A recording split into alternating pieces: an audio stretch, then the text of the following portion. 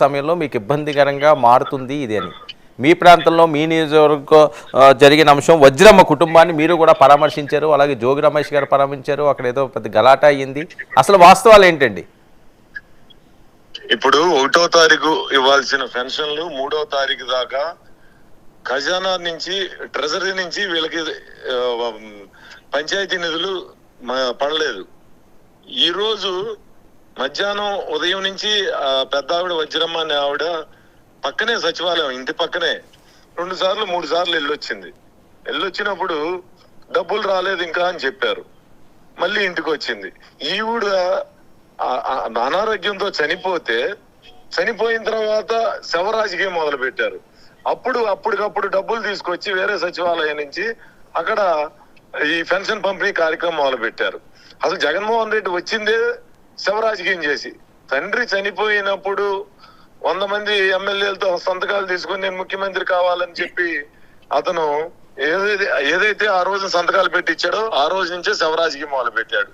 తర్వాత మొన్న బాబాయిని హత్య చేసి ఆ సింపతి వేవ్ మీద మళ్ళీ గెలవాలని చెప్పేసి తండ్రిని అతనే చంపేసి, ఎవరు చంపారు అని అంటే రాష్ట్రం అంతా కూడా ఎవరు చంపారంటే అబ్బాయి చంపాడని చెప్పేసి ప్రతి ఒక్కరు చెల్లెళ్ళు ఇద్దరు చెప్తున్నారు.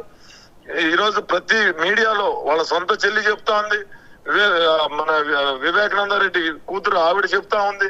మరి ఈ రోజు జోగి రమేష్ అక్కడ రావటమే, నేను ముందుగా పరామర్శకు వెళ్ళాను, అక్కడికి రావటమే ఏం జరిగిందో కూడా తెలుసుకోకుండానే ఏంటో పెద్ద సినిమా యాక్టర్ లాగా లోపలికి వచ్చేసి చంద్రబాబు నాయుడు గారు చంపేశారు. ఇదే అసలు ఏ విషయం ఏం జరిగింది అనేది మా దగ్గర రికార్డులు ఉన్నాయి. వాళ్ళ కొడుకు మాట్లాడిన రికార్డు నా దగ్గర ఉంది, నేను ఇస్తాను. అంతేగాని పిచ్చిగా మాట్లాడి ఈ పెన్షన్ ని చంద్రబాబు నాయుడు గారు ఆపారు, ఇవన్నీ కూడా తప్పుడు రాజకీయాలు చేయటం వీళ్ళకి అలవాటు అయిపోయింది. శవ రాజకీయాలు చేయటం దీన్ని తీవ్రంగా ఖండిస్తా ఉన్నాం.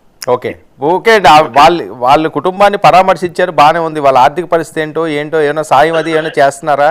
ఇది ఇంతవరకు ఆగుతుందా, ఇంకో దగ్గరికి వెళ్తుందా ఈ అంశం? లేదు, అది సాధారణ మరణమే.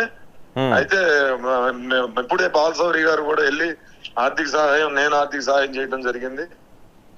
ఓకే, సో ఇందులో తెలుగుదేశం పార్టీ తప్పేమీ లేదు రాష్ట్ర వ్యాప్తంగా, అంతేనా? 100%. Okay, right. ఒక్క నిమిషం ప్రసాద్ గారు, కృష్ణాంజలి గారు ఏమైనా మాట్లాడతారా? బోడే ప్రసాద్ గారికి, ఇప్పుడు బోడే ప్రసాద్ గారు చాలా మంచి లీడరు. నేను ఒకటి అడుగుతాను ఏంటి అంటే, ఇప్పుడు బోడే ప్రసాద్ గారి మాటలంతా కూడా డిఫెన్స్ లో ఉన్నాయి. మీరు గమనించండి. ఎందుకు అనంటే, ఇప్పుడు తెలుగుదేశం పార్టీ వల్ల ఈ పెన్షన్లు ఆగిపోయినాయి అనేటువంటి ప్రచారం ఈ రోజున ఈ 3 రోజుల నుంచి జరుగుతున్నటువంటి నేపథ్యం. దీనికి ఈ విధమైనటువంటి పరిస్థితి ఖచ్చితంగా ఇది రాజకీయంగా తెలుగుదేశం పార్టీకి నష్టం కలిగించేటువంటి అంశం. ఎందుకు ఈ పరిస్థితి వచ్చింది? వీళ్ళు కంప్లైంట్ చేసి ఉన్నారు వాలంటీర్ల మీద, వాలంటీర్ల ద్వారా ఏమి ఈ పెన్షన్లు కానీ మిగతా కానీ ఇవి పంచకూడదు అనేటువంటి దాని మీద, వాలంటీర్ల విధులు మీకు సంబంధించినటువంటి విషయం మీద అనేకమైనటువంటి గతంలో ఆరోపణలు ఎన్నికల సమయంలో డిఫెన్స్ లో పడింది. ఆయన ఏదో సమాధానం చెప్తారు, వినండి. చెప్పండి ప్రసాద్ గారు. సచివాలయ వ్యవస్థలో 1,55,000 మంది ఎంప్లాయీస్ ఉన్నారు.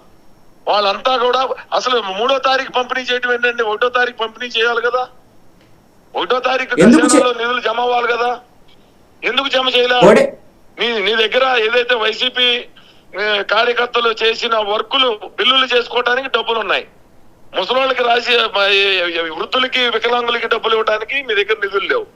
కేవలం ఎండలో నిలబెట్టి, డబ్బులు ఇవ్వకూడదు, వృద్ధులందరినీ తీసుకొచ్చి ఎండలో నిలబెట్టి వాళ్ళ మరణాలకు కారణం చేసి చంద్రబాబు నాయుడు గారిని కార్నర్ చేసి ఏదో విధంగా రాజకీయ లబ్ధి పొందాలని తప్పితే వీళ్ళు ఎవరికి కూడా ప్రజలకి ఇంత మేలు చేద్దామని మొదటి రోజు నుంచి లేరు. కేవలం శవ రాజకీయాలు.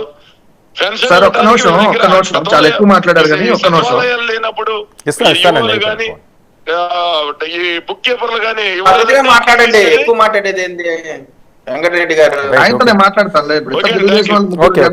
నాలుగు అందరు వచ్చారు కదా, అందరికి నేనే సమాధానం. చిన్న పెద్ద చూడండి. బోడి ప్రసాద్ గారు ఎంత విచిత్రంగా చంద్రబాబు నాయుడు గారు అనాల్సిన జగన్మోహన్ రెడ్డి గారు అంటున్నారు ఇండైరెక్ట్ గా. ఎందుకంటే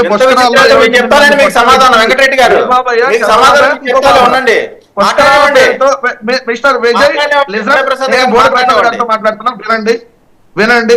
29 మందిని పుష్కరాల్లో పొట్టను పెట్టుకుంది ఏ బాబు బోడే నువ్వు చెప్పు. ప్రసాద్ గారు?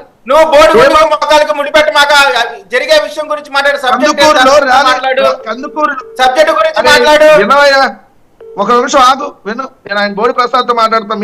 ఇంకో కృష్ణుడు వచ్చాడు కదా, వెంకటరెడ్డి మాట్లాడేటప్పుడు మాటలు సరిగ్గా రాని. చిన్న పెద్ద చూసుకొని మాట్లాడు. ఏంది ఏకవచనంతో మాట్లాడతావు?